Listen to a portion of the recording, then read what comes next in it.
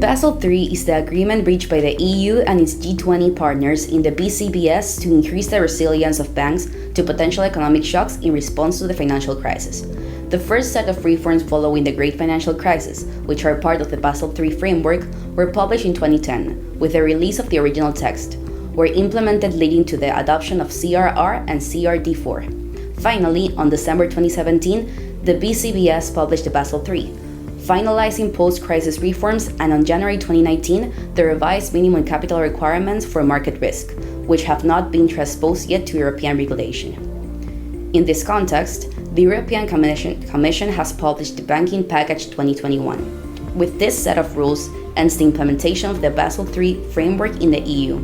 These new rules will ensure that EU banks become more resilient to potential future economic shocks, while contributing to Europe's recovery from the COVID-19 pandemic and the transition to climate neutrality.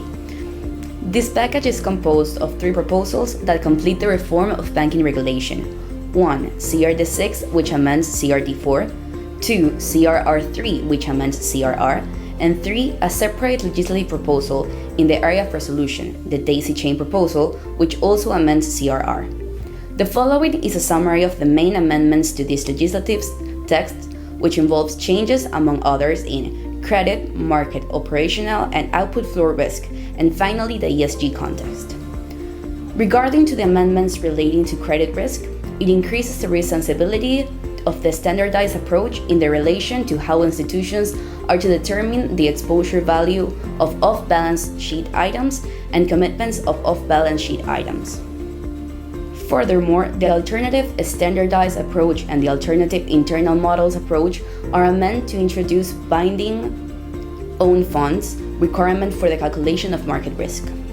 With respect to the operational risk, it is set a new standardized approach to replace the all existing approaches for operational risk. Furthermore, in relation to the output floor, there is introduced of a 5-year transition period for implementation.